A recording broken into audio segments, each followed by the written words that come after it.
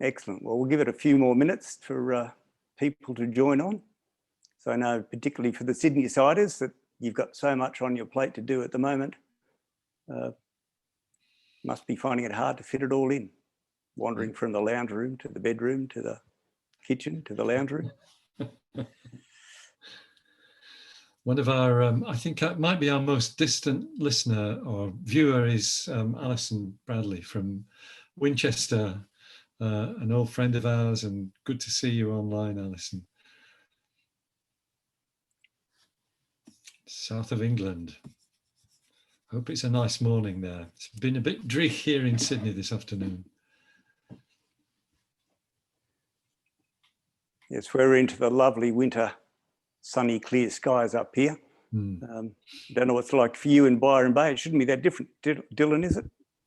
Yeah, the weather can be a bit temperamental. It's, you know, it's still fairly tropical, but we do get those dry, clear nights, which has been lovely. Of course, during this whole lockdown coronavirus situation, we've actually seen quite a bit of a boom in astronomy. A lot of people are, you know, not being able to get out. So they're getting out into the backyard and viewing the entire observable universe from there, which is almost as good as being able to go to Bunnings. Yeah. And if you're really clever, you can do both. Yeah, it's true. It's across the whole, you know, the whole, what you might call hobby astronomy spectrum, from the casual stargazer to the serious amateurs. There's been a real upsurge in interest, which is brilliant. And the same's true. Somebody said, was that you, Ali? No, bunnying is great. You're right. The same is true, I think, with the professional astronomy world, in the sense that there's a huge number of stories coming out. There's so much to talk about, in both in space and in astronomy. Maybe it's just that the media are picking on it more because we're desperate for good news stories. And most of what comes from space is good news, apart from Apophis and things like that. But, you know, most of it's good. So how are we doing? Right. Okay. Well, that's our 5 minutes, I think. So I might start this session off. Welcome to everybody from the Australasian Dark Sky Alliance. It's great that you could join us tonight for our presentation called What Switches People Onto the Night Sky? So I'm Ken Wishaw. I'll be your host tonight. My background is actually medical. I've just got a measly grad cert in astronomy. But my fellow university people have given me an honorary doctorate in crashing Zoom meetings. So that's why we have Marnie quietly in the background trying to make it all work and trying to stop me from crashing this entire webinar for you. So as you may have heard, just a last minute thing, that Sriram, who is one of our 3 presenters, unfortunately had a head injury recently and is unable to present. We wish him a speedy recovery. But we've still got Fred and Dylan to go along. I'm just going to share my screen for doing the introduction.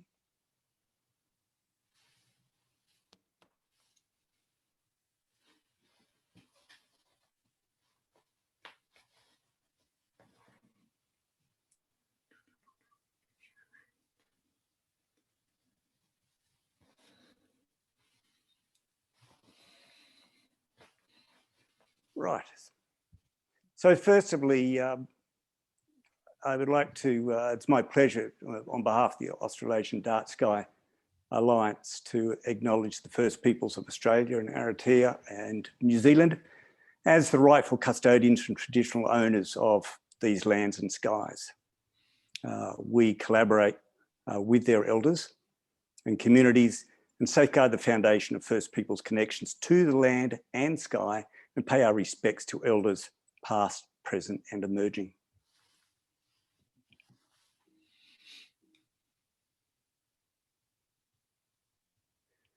So what we're talking about tonight is what switches people on to the night sky. And there are a number of things that I think about in this realm that, you know, in ancient times and probably up until the invention of the light bulb, the night sky really was a central part of what we thought about, what we looked at after sunset.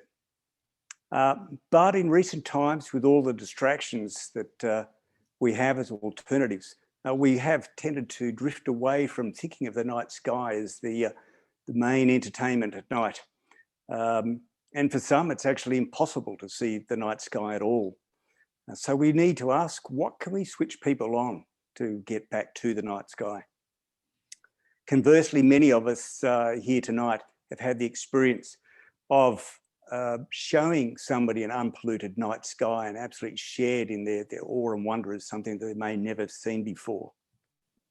Probably my biggest experience for this occurred in 2016 when I was rafting down the Grand Canyon in Arizona. There was just me and one other Australian, and everybody else was from Florida. And it got out around the campfire one night that I knew my way around the night sky, and I was asked to point out what was what up in the sky. And like all good astronomers, I had a laser pointer in my pocket and proceeded to give this demonstration to people.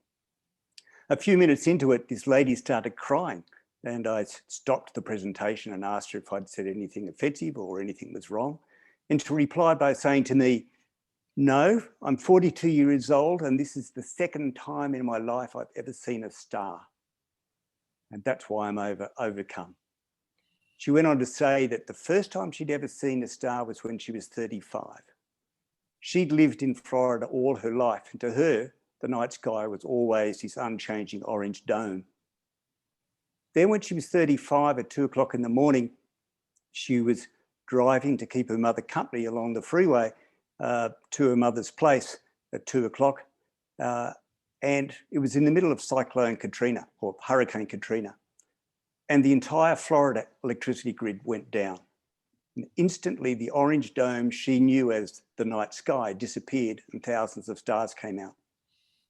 She said she just stopped there in the middle of the freeway to get out and just gawk at what was above her, something that she knew nothing about, basically.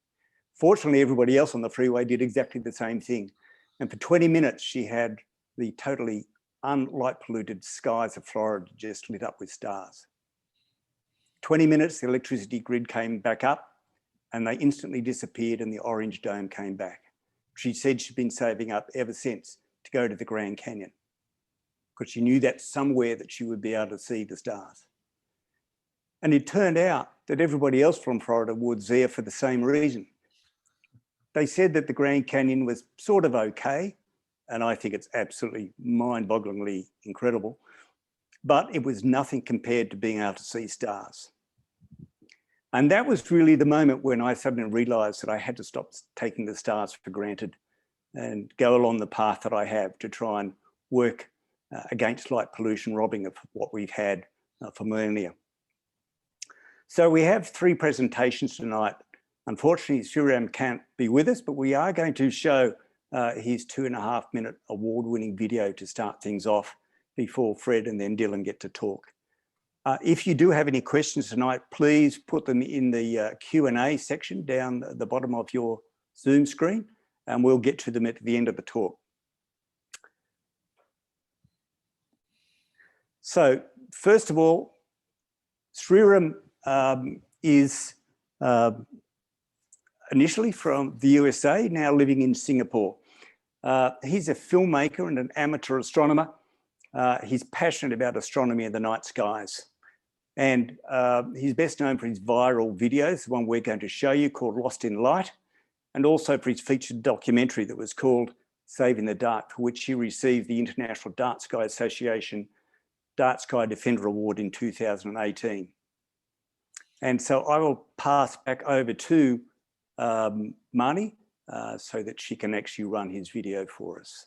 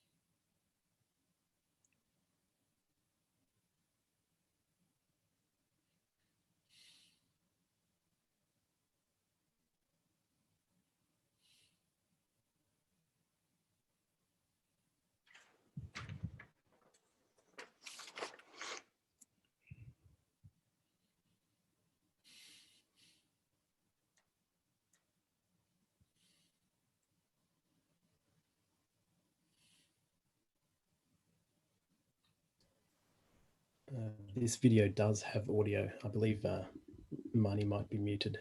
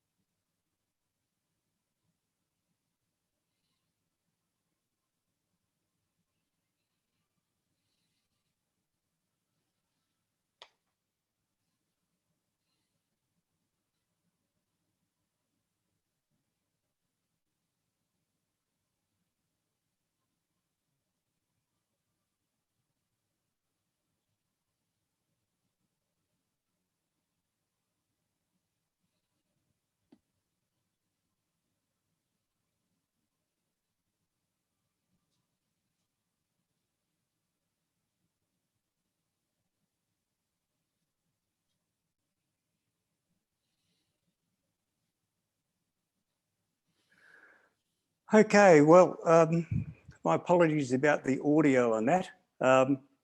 Please do look up Lost in Light on YouTube. While the stars are relatively quiet when you're out there, certainly the audio that Sriram has added to that does have a fantastic impact. So please have a look for it, Lost in Light.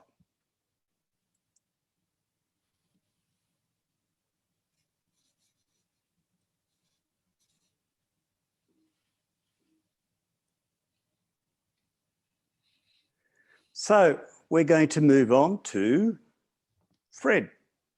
Now, most people would know Fred is Australian government's first astronomer at large, having been the astronomer in charge of the Australian Astronomical Observatory for over 20 years. He's best known for his award-winning radio and TV broadcasts, his books, his music, his dark sky advocacy, and of course, co-hosting Space Nuts podcast. And if you aren't listening to Space Nuts podcast, you certainly should be. It's a fantastic way of finding out all about space and the things that go with it. Fred's got a new children's book out called Space Warp, which I think is coming out in October. And certainly I now know what my grandkids will be getting for Christmas. That makes it a lot easier for me. Thanks, Fred. What you may not know about Fred is that he's quite an accomplished musician. In fact, won an APRA award in 2008. And I've always thoroughly enjoyed listening to Fred talk and also to hearing Fred play his music. So I will hand over to Fred, and his talk is called Dark Skies Down Under. Why do astronomers need dark skies? It's not as obvious as you think. Over to Fred. Thank you very much, Ken. That's a very nice introduction. That picture of me was taken rather earlier than 2008, but that's all right. Back in 1977, I think, at some folk club in the wilds of Scotland. I'd really like to give a little bit of a talk about dark skies from an astronomer's perspective. I hope you can see my screen. I am going to, actually, I don't know whether I can do that. What's happening here? Just a minute. Let me get rid of that. There we go. Why are astronomers obsessed with dark skies? That's really the theme of what I wanted to talk about. And in a sense, I owe several people in this audience probably an apology, because this is a talk that at least parts of it are a talk that I've done before. It's been heavily butchered, so it's chopped and changed. But the idea is just to draw attention to what it is about,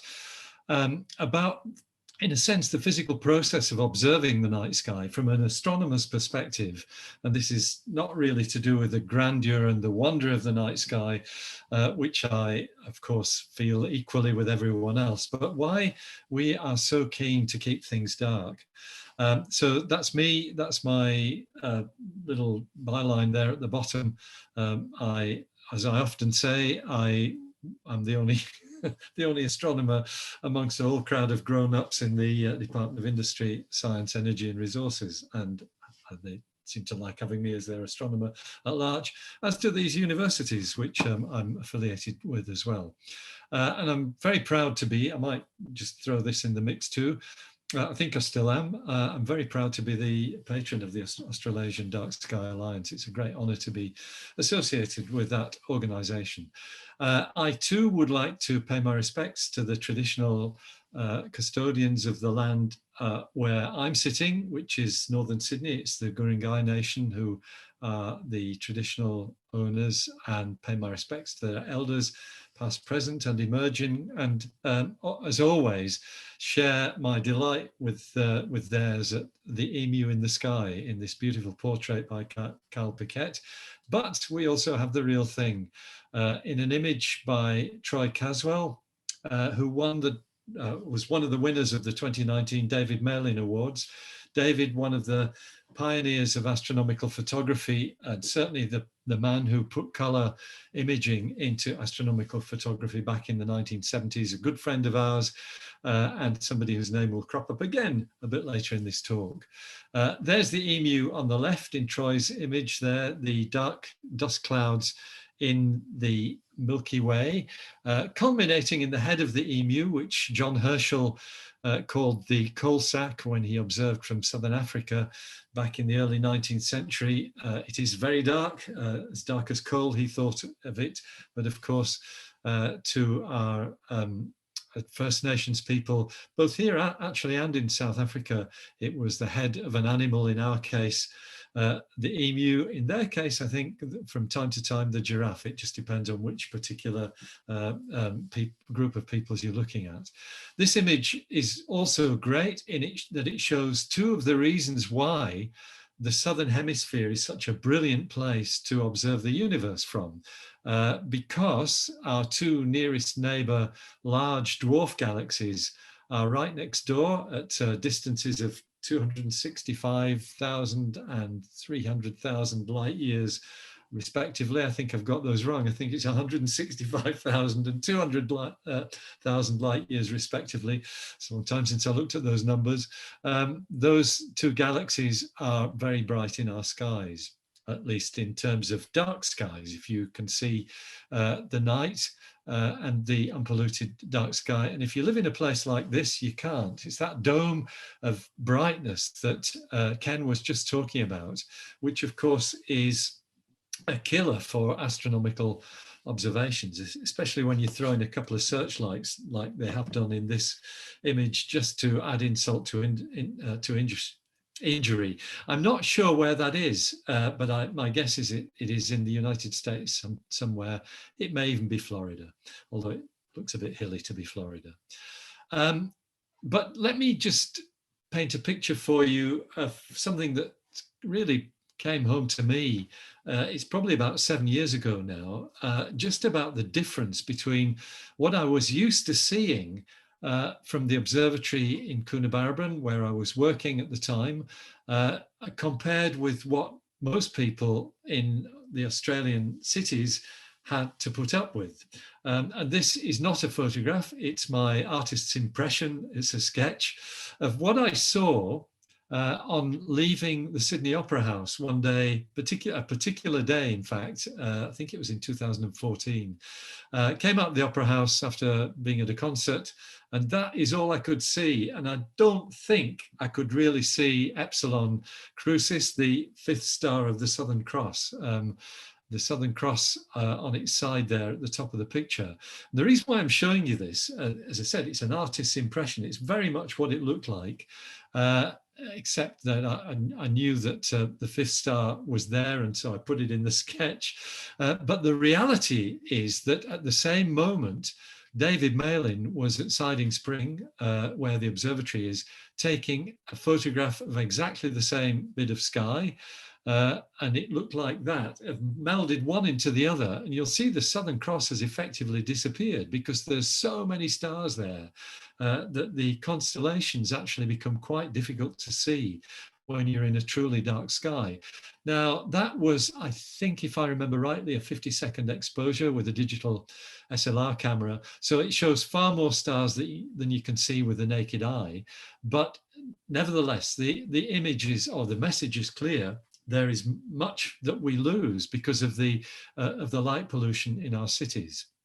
And in fact, even at Siding Spring, you can see that light pollution, because if you follow the neck of the emu, there's its head, follow the neck of the emu down to the horizon, there is the light glow of Sydney, 330 kilometers away from the observatory. So it is vital for astronomers, and I'll go into this in a little bit more detail in a minute, but it's very important for us to be away from sources of light like that, like a city. The point about astronomers is that we don't only delight in looking at a dark sky and seeing the stars and the galaxies and anything else that you can pick up with binoculars and telescopes, but we also are interested in what that means scientifically. And in fact, to some extent, astronomers, their stomping ground, their bailiwick, if you like, is the entire universe, because we see the universe not just in space, but in time as well. Because, as I suspect most people listening to this webinar will know, that because of the finite speed of light, 300,000 kilometers per second, or 1 foot per billionth of a second, that means that as we look further out into space, you are always looking back into the past. Even locally, I was watching the beautiful crescent moon last night, trying to get a glimpse of Mars and Venus, which were very close together last night, half a degree apart, in the murky sky that we had here in Sydney. It was very cloudy. But yes, the moonlight was taking 1.3 seconds to get to my eyes after a journey of 8 minutes from the sun. So we are always seeing things in the past. And this strange diagram is just an artist's impression of the way the universe has evolved in its 13.8 billion year history to the wonderful array of stars and galaxies that we see today on the right-hand side, back to the Big Bang on the left, which, yes, we can still see because that microwave glow still pervades the whole sky, which is essentially the last echo of the Big Bang. So modern facilities let us explore its whole history from the Dark Ages, which is the time after the Big Bang, before the first stars lit up, to today's galaxies. For the Dark Ages, you can't use visible light telescopes, you need radio telescopes. But once again, we astronomers have the wherewithal to do that by placing our radio telescopes in particularly radio quiet locations, which match where we put our optical telescopes, in dark locations. So just to be a little bit more specific, this lovely picture, once again, a David Mellin Award winner back in 2018 by Tom Elliott, showing the Milky Way over the Barrenjoey Lighthouse, which is in northern Sydney, North Sydney's furthest extremities, if you like. It's at the end of the peninsula. It's about as far as you can get and still be in this, well, not the CBD, but the metropolitan area.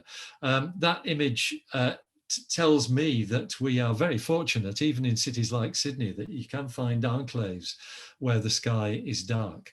But I'm using it just to give a couple of really, I suppose, salient points regarding the position from which we in Australia look at the universe, because we have several advantages.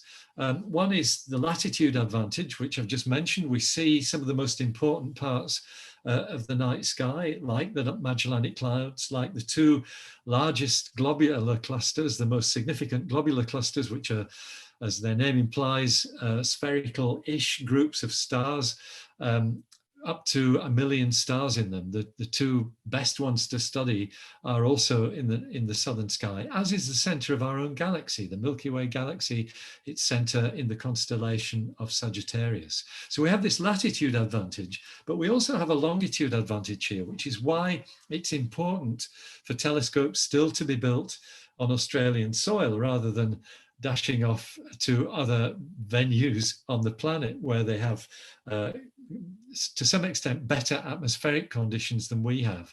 And I'll say a little bit more about that in a few minutes. But we have this advantage that we fill the gap between South America and South Africa, so that as the Earth turns, these three southern land masses have the opportunity to keep an eye on the sky 24/7.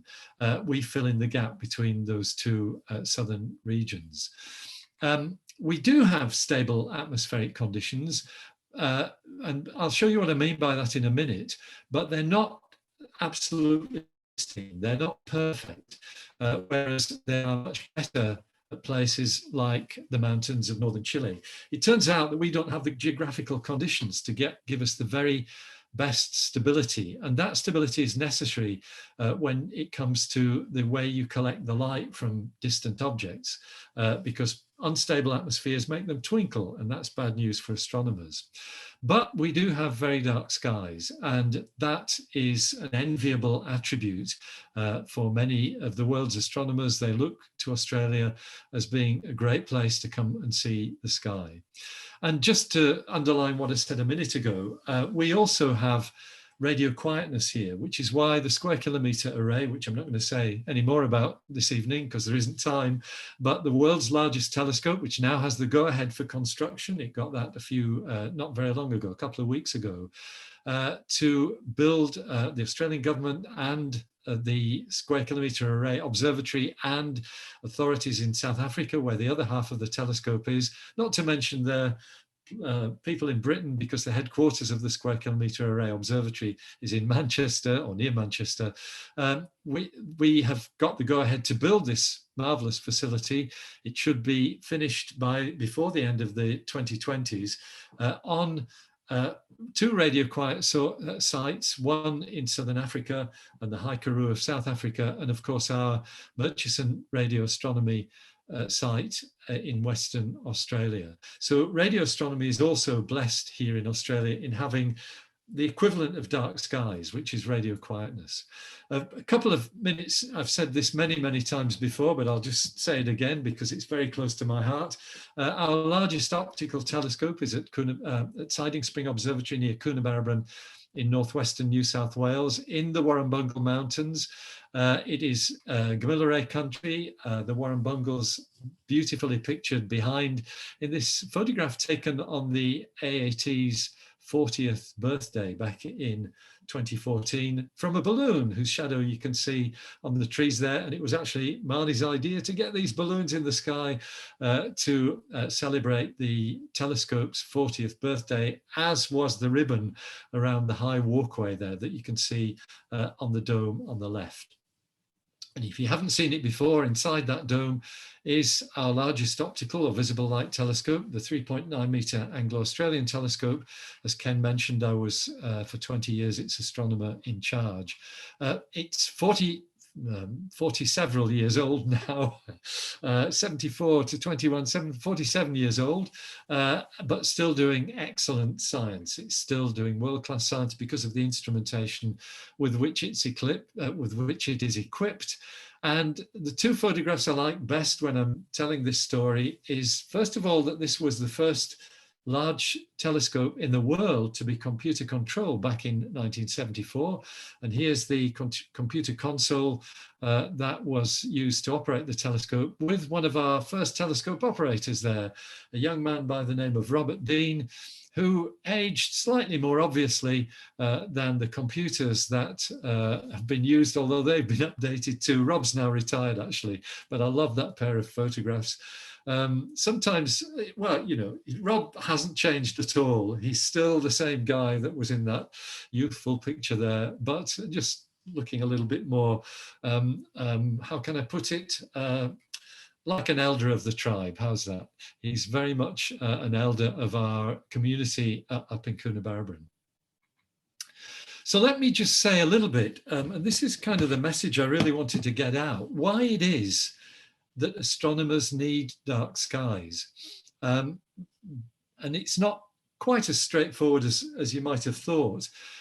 This picture, which was taken by my colleague Angel Lopez Sanchez down at the AAO, now part of Macquarie University, it shows the night sky at Siding Spring. There's that strange spherical water tower in the background, with the Milky Way once again across the middle of the picture. But what you can see in this image is that even in a pristine sky, and trust me, it is pristine at Siding Spring, even in a pristine sky, the sky is luminous. And that is shown up by the fact that the trees which are being illuminated in the foreground are completely black. They are silhouetted against the sky that has its own luminosity. And that comes from a number of sources. Partly it's to do with the atoms of the upper atmosphere kind of relaxing after a hard day in the sun, particularly the hydroxyl atoms or molecules, I should say, and oxygen molecules up in the upper atmosphere. They get excited and they re-radiate that excitement during the night. So some of that comes from the Earth's upper atmosphere. Some of it comes from dust in the inner solar system, which is being illuminated by the sun. And there's a faint background of stars and galaxies that are just too faint to be seen as individual objects, but contribute to a background sky glow. So the natural sky is bright, and that's an issue for astronomers. And perhaps I can show you why. This little kind of cartoon gives you an idea of what's going on. Here's a galaxy. It's actually a Northern Hemisphere galaxy, M81, one of my all-time favorites. But in the background there, you might be able to see, and I've put a red ring around it, a much more distant galaxy, which just looks like a smudge of light when you magnify it. And that strange hill and vale diagram on the right is that distribution of light sort of plotted out in 3 dimensions against a background. You can do the same with faint stars. There's a faint star with a red ring around it, magnified up again, and you can see its profile there in 3 dimensions. And so your impression is that, yes, what you're seeing is stars and galaxies, faint ones, against a completely black sky, but that's not the case, as we've just seen. And so the point I want to make is that on this scale, the 0 point, in other words, perfect darkness, is actually about a meter under your seat if the scale of your screen is the same as mine. In other words, you're trying to detect objects whose brightness is of the order of 1% of the brightness of the night sky itself, the background sky. So you're looking for these little dimples of light superimposed on a bright background. It means that you have to use technology to subtract the sky, but you can probably immediately get the impression that if you lighten the sky up any more, you're going to lose these things. The objects themselves disappear. And we, in the world of the technique known as astronomical spectroscopy, which is where you're grabbing the light from these objects to break it up into a spectrum, a rainbow spectrum, which reveals all its intimate details. There's a bigger problem that faces us. This is a diagram, really. At the middle is a white dot. It's not an infinitesimal point of light. It has a diameter, and I've put a scale there at the bottom, which is an arc second. That is 1/3600th of a degree. It is a small angle on the sky. Typically, we are measuring the diameter of the images that we see with big telescopes in arc seconds. And if our Anglo-Australian telescope was on a perfect site with no atmosphere, in other words, if it was in space, that is what star images will look like. They will be about 1/30th of an arc second in diameter. The reality is, of course, that the telescope is at the bottom of a turbulent atmosphere. And this is where this atmospheric stability comes in that I was talking about before. And so the reality of what we see is more like that. It is a wobbly football of light, which actually is the starlight essentially smeared out by the turbulence in the Earth's atmosphere. There are ways of compensating for this today, but you need a fairly good place to start with. And for that, you need a mountaintop on the western seaboard of a continent that is more than about 3,500 meters high. We don't have that in Australia. The best place we've got is Siding Spring, and that's what the atmosphere looks like at Siding Spring. So our images are not a 30th of an arc second, which the telescope could deliver. They're more like 1 arc second in diameter. In fact, often they're more than that if the conditions are bad. Why is that a problem? Because if you're using a spectrograph to gather the light, we use fiber optics to do that. And if you were in space, you could have an optical fiber that size pulling in the light of your target star. But down here at Siding Spring, you've got to have a much bigger one. And what that does is, as well as collecting all the starlight, it's also taking in 100 times more skylight. So if your sky is bright, whether it's from natural sources or, God forbid, artificial light, then you are battling much more than you would be if you were in a completely dark circumstance. So what I'm saying is the night sky is a bad enough problem, but if you added light pollution to that, you'll be in really big trouble. And so, yes, it's very depressing indeed, as I commented on there. So why do astronomers need dark skies? Because it's a problem if they have light pollution. We've had some successes with protective legislation for the observatory, as well as Australian lighting standards. I've been involved with both of those. And of course, the dark sky parks bring attention to this problem to the wider public. The Warrumbungle being the first Southern Hemisphere IDA dark sky park back in 2016. Marnie contributed enormously to that, and I was the person whose name was on the application in the end. But that was the start of quite a resurgence of interest in the dark sky places here in Australia. And we in the world of astronomy work closely with the Dark Sky Alliance, as you can see there.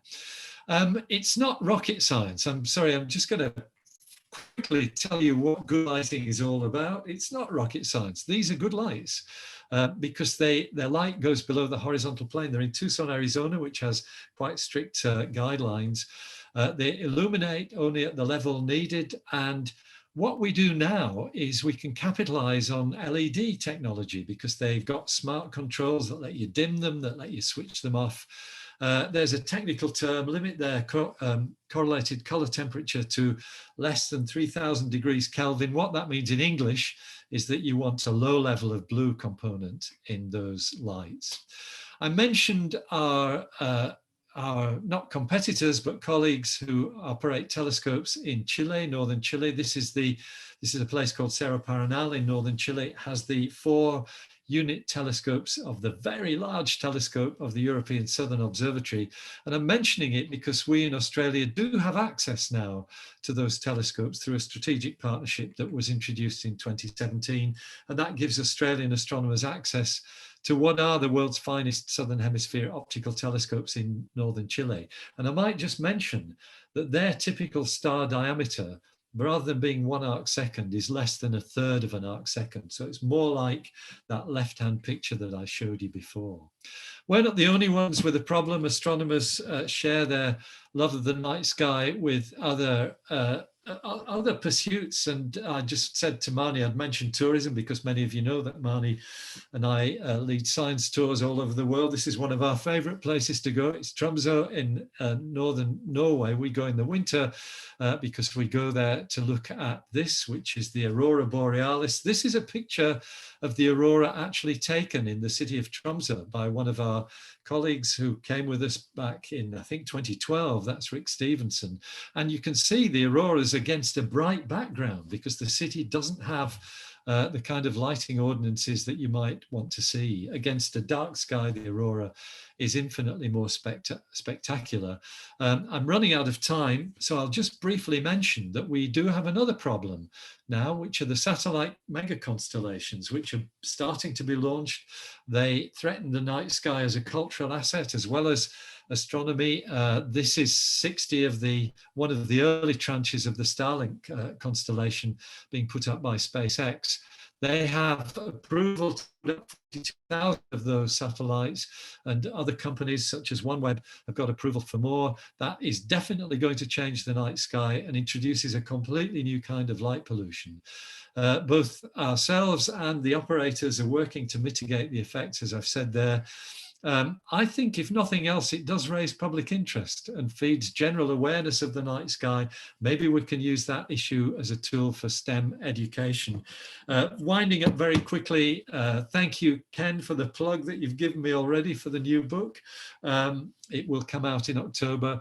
It's not just got the story of the whole universe in it, but it also has 24 cartoons that I drew because I used to fancy myself as a cartoonist. There's one of them in the middle of the book's front cover page there.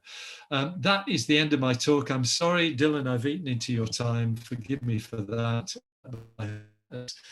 Put some insights into what's happening in the world of astronomy. I am now going to stop sharing my screen so we can get on to the next part of the talk.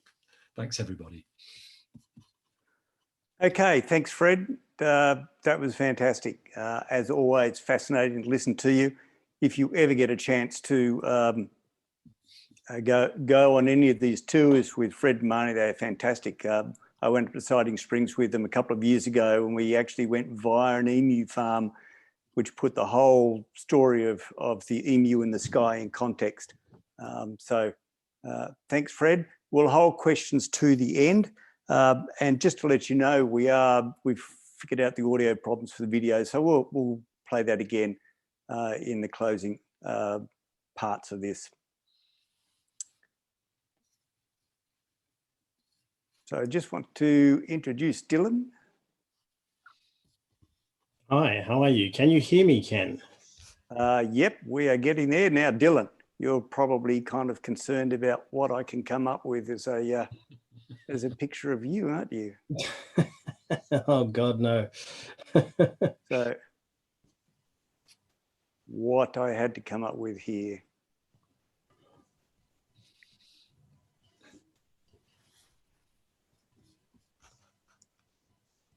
Couldn't go past that one, Dylan.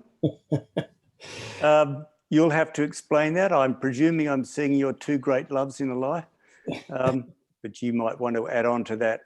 Dylan's going to talk to us.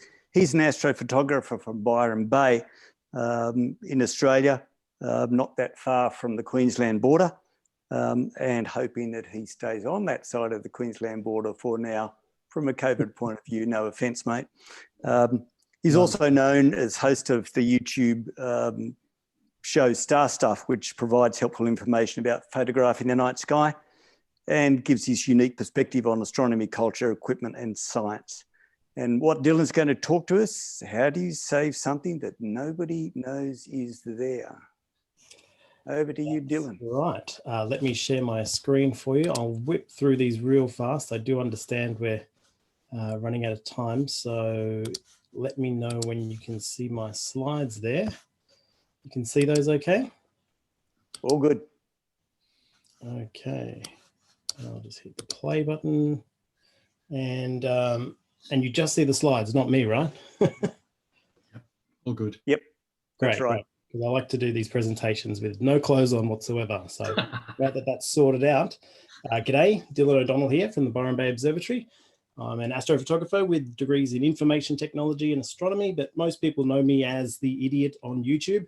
The theme of my talk is how do you save something that nobody knows is there. Now, full disclaimer, Fred and Marnie don't know what I've prepared because I prepared it just a few hours ago. So all my opinions are mine. I do apologize if I say anything incorrectly. You can correct me later. First off, let's just acknowledge that the problem of light pollution is getting worse. Here's an animation from basically the last decade from Sydney, Australia, showing no improvement whatsoever and growing degradation of the night sky. So whatever we are doing now, it isn't working. I think that's fair to say. Now, I'm lucky enough to be one of the fraction of a % of people on the planet who can see the stars from my backyard. So the decision to build an observatory there was easy. And in order to justify that decision to my family, I take lots and lots and lots of photos of space, which I share on the internet. And yes, I do have a problem. Now, as dark sky advocates and science communicators, we tell ourselves that we're helping by sharing these incredible images, but I'll be brutally honest with you.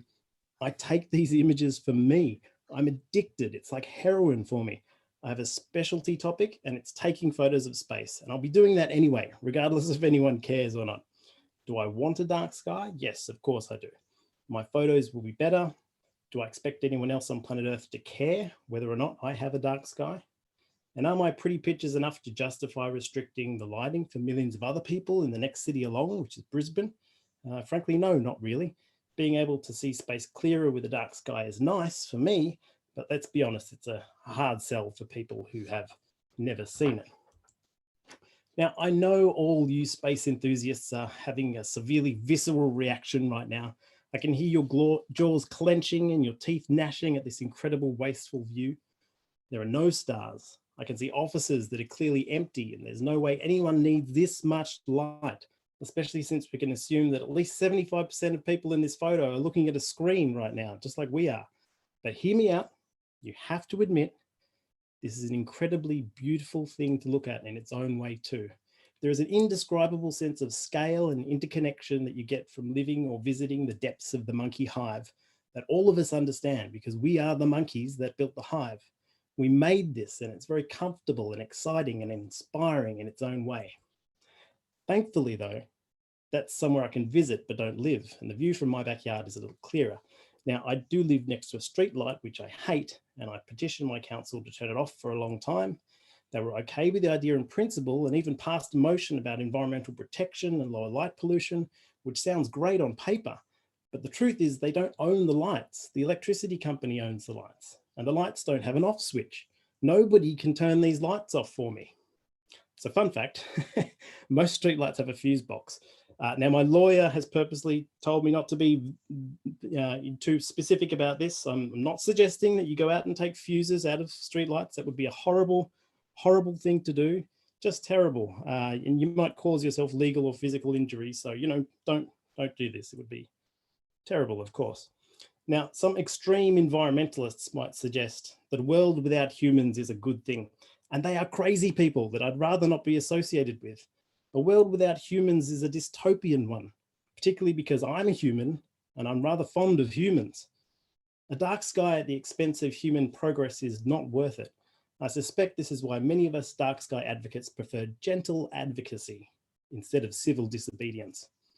I like this artwork though, because even though it's the end of the world, those damn lights still won't turn off. They're probably solar powered LEDs. What a horrifying, horrifying vision of the future. Of course, as things get worse here on Earth, they're also getting worse in space, which is hugely ironic given that SpaceX, the company responsible for generating a huge amount of enthusiasm and interest in space, rocket launches and Mars, may also be responsible for a dramatic increase in the amount of satellites we'll be able to see in the night sky.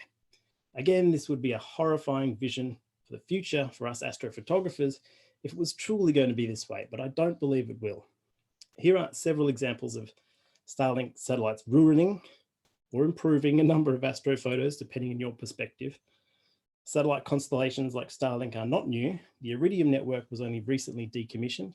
For many years, astrophotographers have been tracking and catching iridium flares, which were predictable glints of the sun on the solar panels of these large satellites. They look like an artificial shooting star. And I captured two here a few years ago, and the International Space Station's reflection all at the same moment. It's quite exciting, and even though it's all human, there was still something beautiful and interactive about it. None of this is exclusive to Starlink or Iridium or any other satellite constellation. Here is the Rosette Nebula over a period of about 20 minutes. This particular nebula has an inclination in the sky for me that matches the satellite belt for satellites sitting in the geosynchronous region, which is a part of the sky to my north where a lot of the TV and other broadcast satellites sit, basically stationary so you can point your satellite TV dish at them. So what's mostly happening here is the target appears to be moving from my vantage point.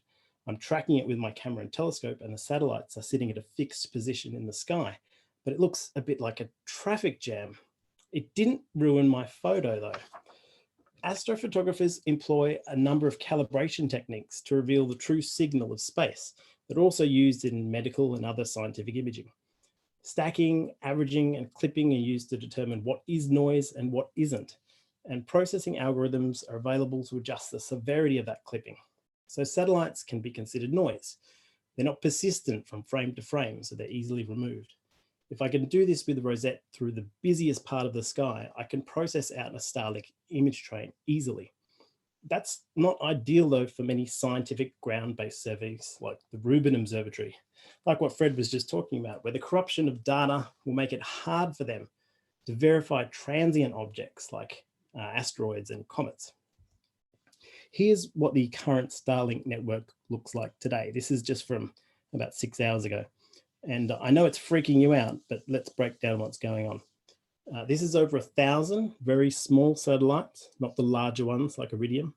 The scale here is deceptive. In reality, each satellite will maybe represent a little more than a pixel on your camera if it's reflecting the sun at that time. It's also worth noting that all the images I've seen so far from astrophotographers' photos being quote unquote ruined or Starlinked have been of the launch train, which you can see passing over northern Australia there. The satellites are launched in large batches, so seen in these long trains at first, before being distributed more evenly across the night sky. If you catch one of those trains going through one of your images, yes, you could add it to your stack and reject them with processing or throw the frame away, but it's not going to be there in the next photo you take. They're quite fast moving. It's claimed that when complete, at any given time, there'll be 3 Starlink satellites above you, which may or may not be visible depending on how close you are to sunrise or sunset. For the most part, they'll be hard or impossible to discern with the naked eye and represent a doubling of the number of overall satellites in the sky already above you. Starlink's impact, I suspect, will be less than a doubling of the current impact of satellites in the night sky, which, let's be honest, we rarely noticed and haven't stopped us from enjoying the night sky visually so far anyway. The impact will be on photographers mostly and scientific surveys, but I suspect it will be less than the impact that most people are really worried about right now. That's not to say this isn't going to be a growing problem as other satellite constellations are deployed and the potential for space collisions and debris increases. But let's get back to light pollution here on Earth. This is the Milky Way and my car. You'll have to forgive me for talking about my car, but owning a Tesla is like having an Apple Mac or being an ex-smoker or being a vegan. You just can't shut up about it. It uses electricity instead of fuel. So when it's charged from a solar power array, it's literally powered by starlight, which I think is very nice and poetic. But what really struck me the day I bought it a few years ago is how cheap it is to run. It's so cheap that I spend more money for coffee in one day than I use to power my car for an entire week, a whole week. Electricity is so cheap that when I go to buy my coffee, the cafe gives me a free charger to plug the car into, and they give me the electricity for free. It's insane. This kind of view only happens because the electricity is so cheap. If electricity was 10 times more expensive, nobody would leave a light on at night. Councils wouldn't leave streetlights burning. Offices wouldn't leave their buildings lit all night long. A fight for a dark sky needs to speak to leaders and politicians in the only language they understand: money. My electricity bill feels expensive now, but I can assure you, whatever we are paying for electricity is 10 times less than it should be. As the world moves away from fossil fuels and towards renewables, energy could and should be appreciated for being the scarce resource that it is. These goals are completely aligned with environmental light concerns, dark sky advocacy, carbon footprint reduction, and I believe the only way the government will respond and the situation will improve is when they realize how much money they could save if they could just turn off the lights, which they can't do right now because the electricity companies install street lighting without an off switch. In my dealings with leaders and council members, this has been the only angle that has resonated with everyone at the table. Now, here's a government who can't afford to keep the streetlights on because he spends all his money on building nuclear weapons instead. North Korea, as seen from the International Space Station. This version's a bit clearer, showing the nocturnal emissions from their dictatorship. It's quite incredible, but it's also a dystopia, where the human cost in return for a dark sky is much too high. But the one thing that is impressed upon me as I look upon this stunning example, and I think back to that animation showing the light pollution growing back home in Australia, that the only thing that will ever compel us human beings to turn the lights off is how much it costs and the governmental will to do so. Obviously, this discussion has far more nuance than I can offer here. And as technology improves, the situation is only getting worse. Solar energy can keep the lights running all night. And the LEDs are splitting more into the spectrum than ever before. Pretty pictures like mine, I'm convinced, do have an emotional impact on people. But often we're preaching to the choir, and not everyone cares about border levels or the migratory paths of nocturnal insects and birds. And they all see our astrophotography online anyway, much better than their eyeballs ever will. But there is one thing that controls the flow of energy around the world that everyone cares about. And you can't blame them really, because we're all just particularly successful monkeys with a particularly large and mostly wonderful habitat. And that's it. I hope you enjoyed it.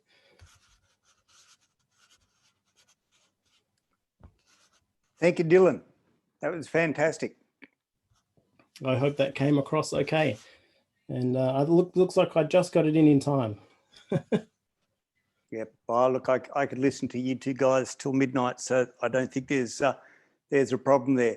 Now, don't forget, people, if you have any particular questions that you want to put in, just please type them into the Q&A that is down the bottom of your screen, and we can get around to them. I certainly agree with Dylan about this problem of the business model of street lighting. We have the same problem here in Queensland, where the councils are very motivated to actually save electricity and use intelligent street lighting, but they don't own most of the street lights. They're owned by state government businesses whose business model is not about providing street lighting, but selling electricity. And it is a very difficult debate up here to try and break that vicious cycle. Certainly on a personal basis, we can do our own little bit. And on the ADSA website, there is a Dark Sky Homes program, which allows you to do an inventory of your own lights to see how you could improve them. I've done it for my high-rise unit here, which has 71 units. We are now accredited with the International Dark Sky Association as a dark sky building. And we spent $19,000 actually changing our lighting, but we paid that off in electricity savings in 14 months. And in our 10-year program, we expect to be about $130,000 in front. So it's one of those rare forms of pollution where you can not only do something right for the environment, but you can actually put money in your back pocket at the same time. So let's kind of keep lobbying about the street lights and the public lights, but also look at our own lights and see what we can do. We haven't got any question and answers coming up at the moment, but feel free to put something in there, please. I've got a question for Dylan. What's your telescope that you use?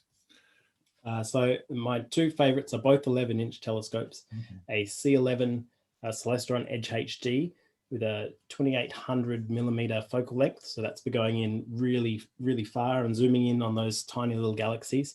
But that's at f10. So I've got another 11-inch telescope, which is at f2. So that's Celestron Rasa, and that's super fast, super deep exposures. Yeah. That's what I took that photo of M8 on at the end of my presentation there. And that's about a 640 millimeter focal length. But yeah, you know how to get me talking is just get me talking about my telescopes. Happy to rabbit on for as long as you need. Yeah, I used to have a 3.9 meter f8 spectroscopic telescope. Taking it off me though. Nice. There were a couple of questions that came up, I think. Yes, so if you can't find the Q&A at the bottom, it's probably because you need to stretch your Zoom screen and it will appear. But we've got one there about, from Neural about, can you remove the satellite? You can remove satellite photos, but does it still bother you? Would it be better without those satellites photo bombing your astro photos? Purely from a aesthetic point of view in creating these vistas of space, it basically has zero impact, because you take 30 images, maybe one will have a satellite streak going through. By the time you average out that data, the computer algorithm detects that that is not something that's persistent from frame to frame. So it's just completely averaged away. It doesn't make a scrap of difference to the end result. Does it bother me?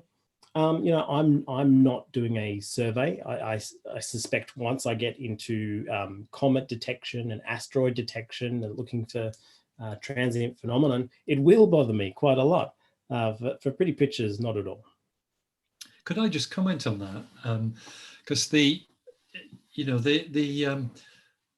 professional, if I can put it that way, telescope that will be most affected is the Vera C. Rubin telescope, which is basically a wide-angle 8.4 meter light bucket, which will have very, very sensitive, very sensitive limits in terms of the faintness of the objects it can observe. It will observe the entire sky every week or so, I think every 3 or 4 nights actually, because it's a survey telescope looking for transient objects, looking for things that come and go.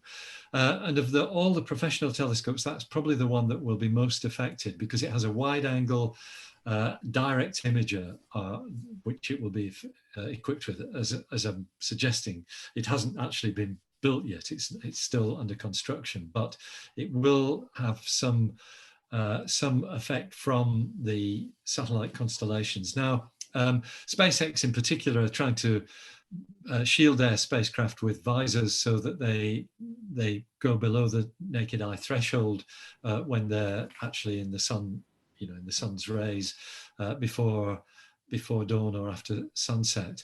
But that's fine. But when you're thinking in terms of telescopes with this huge aperture, then you're going to see them much more into the night, and I think there are concerns at the Rubin telescope that it really is going to have a significant impact on their work. On the other hand, spectroscopic telescopes like the 4 instruments of the Very Large Telescope. There are 4 unit telescopes of the Very Large Telescope at Cerro Paranal. It's estimated that the satellite constellations will have negligible impact on them. Very, very low. There's analyses that have been done, partly because you're only looking at specific points in the image field. You're not looking at the whole image, but it's going to be a mixed bag of effects on the astronomical community. And it's something that is a lot of discussion about. Actually, this week, as you would know, I'm sure, Dylan, there is a conference going on, SatCon 2, which is discussing exactly this, the issues of what the effect of these satellite constellations will be and how you might mitigate them. I'm not attending SatCon 2 because it's in the middle of the night, our time, and I've got too much else on during the day to stay up all night. But it will be interesting to see what comes out of it. Sorry, that's a long-winded, summary from the professional standpoint, perhaps.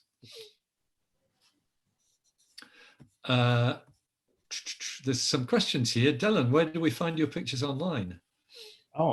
If you Google my name, I've worked very hard to make sure I'm the #1 result, because I work in internet marketing. So all those other Dylan O'Donnells in the world, the baseball player, the actor, they've all been demolished by my search engine ranking. So if you Google Dylan O'Donnell, you'll find my photo website, you'll find my YouTube, and my Instagram is probably the best place to see the images. Okay, we have some questions about any other councils, both in Sydney and elsewhere, looking at creating dark sky areas. I can tell you from the Sunshine Coast that we have been looking for a number of years. It still goes on. It's a very closely guarded secret as to what they're going to do. I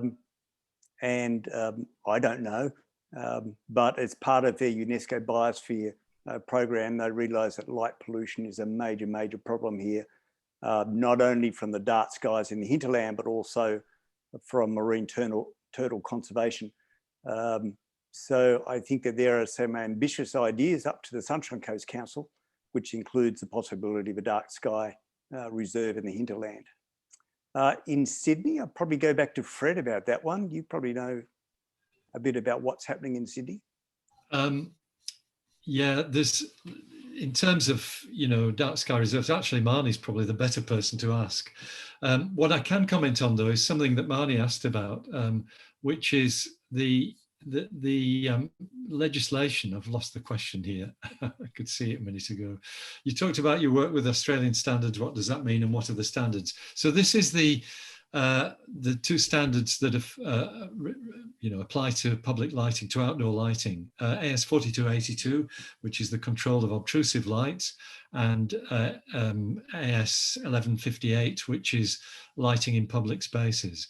And both those committees, the two committees that govern those lighting standards, are very well aware of the need to minimize upward light spill, which is, of course, what causes light pollution. But they have a very difficult job, and I know what it's like, because we argue about every word in those standards, about exactly how you're describing things, because the standards have got to be applicable everywhere. It's not to a particular installation that you're applicable. But there is certainly there is an awareness among the committee members that upward light spill is bad, and to the extent that you can, you don't legislate against it, because the standards are not legislation, they are standards. But to the extent that you can put in the standards that you want to control it, they do. There's a long way to go, and I think we have a long way to go in all the cities to try and bring light pollution down. I'm an optimist. I think one day we will see peak light pollution. We'll see cities that actually start turning it over. Tucson did that in Arizona. They have similar ordinances to what we have in northwestern New South Wales to protect the observatory. But a long way down the track maybe, but I still think that we will eventually have cities that start getting darker. Sorry, Ken, that's a long-winded answer again. Sure, I see that Marnie's put in there that both Bondi and the Northern Beaches councils are looking at creating urban night sky parks, which is great to see that happening. One of the arguments that I often have with people is this thing of lighting and crime. And I noticed in the latest version of 4282 standard that they no longer talk about lighting actually stopping crime, but merely giving the perception that it's safer. Exactly. And they have kind of gone that way basically because there is no science behind the idea that bright lighting decreases crime. And even the thing called the SEPTED standards, which a lot of places use around the place, when you dig deep into the references, actually make the statement that there is no valid scientific evidence that bright lighting actually decreases crime. So it's a common misunderstanding of what light can and cannot do. So we are kind of getting a little bit close to the end of time. I just want to kind of share my screen and just have a little bit of a chat about things. If I can do this.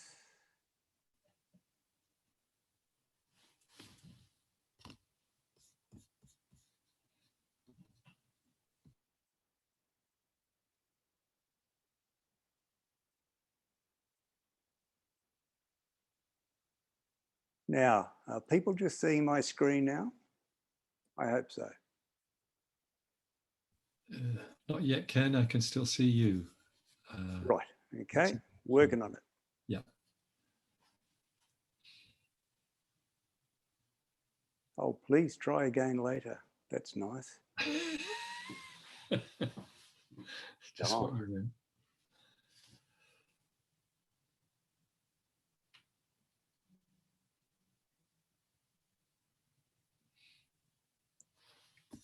While you're doing that, Ken, can I just answer please, one of the questions that came up?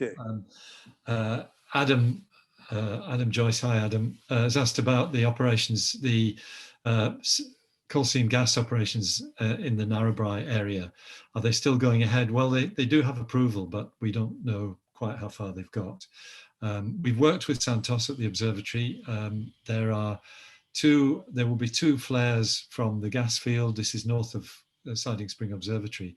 They will be at 90 and 100 kilometers, if I remember rightly, and actually would have some but very slight impact. Okay, Ken, over to you. Your Okay. picture's up now. So by now, hopefully people can see the night sky of the Bunya Mountains. Is that the case? All good. Excellent. So the Bunya Mountains is probably my favourite observing spot. It's about 3 hours northwest of Brisbane.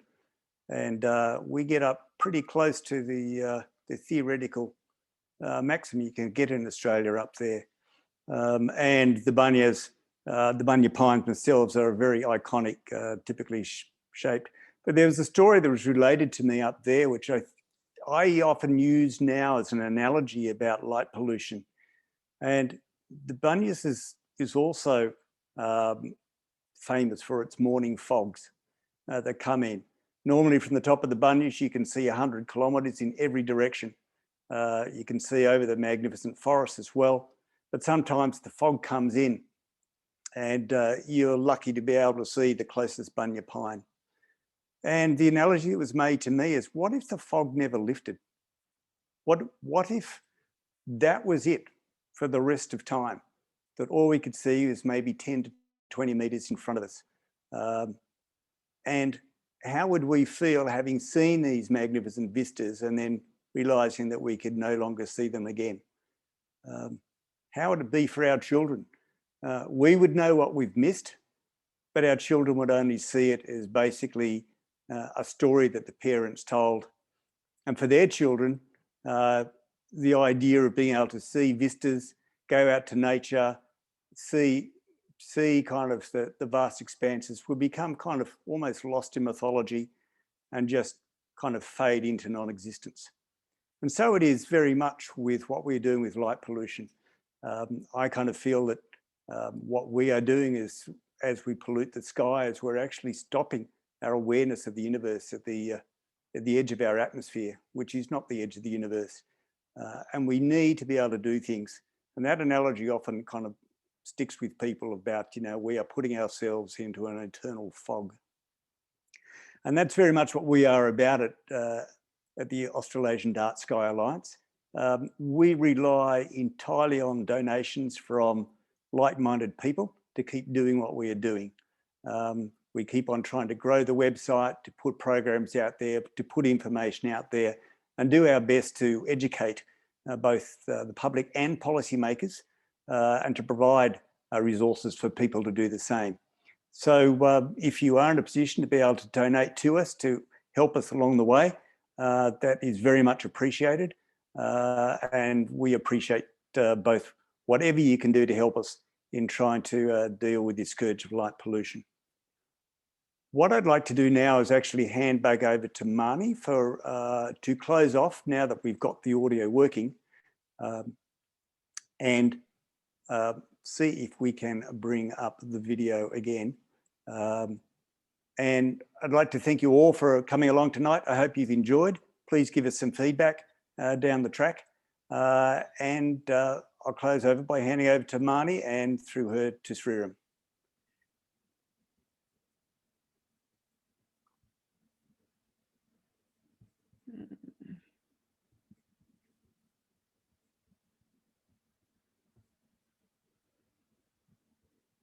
Where's it gone?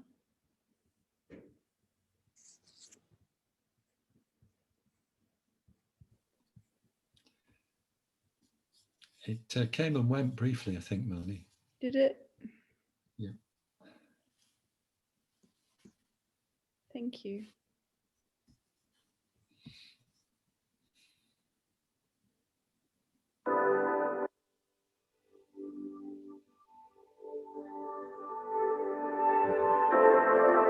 Is there sound?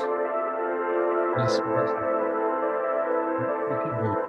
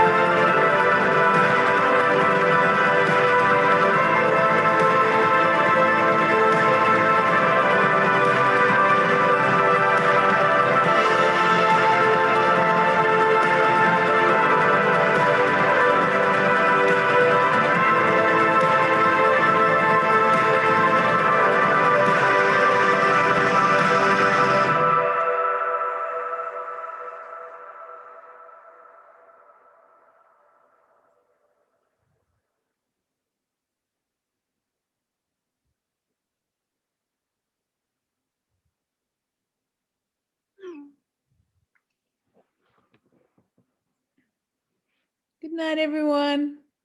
Thanks for joining Yeah, us. thanks for all your hard work, Marnie, as well. Yep, thank you so much. Making that all working possible. And you. Thanks, Ken. Thanks, Fred. Good night. Yeah, see you next time, Ken. Take care. See you. Thank you. Bye for now. Bye.